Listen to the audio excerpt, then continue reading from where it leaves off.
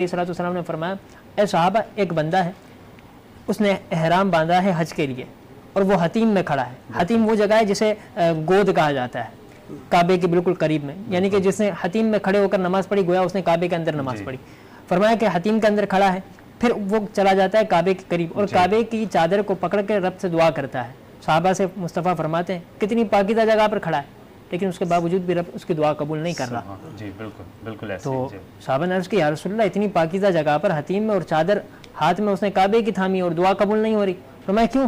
फरमाया इसलिए कि जो उसने पहना है वो हराम का था, जो उसने खाया था वो हराम का है, और जो इसने लिबास पहना है वो भी हराम का है।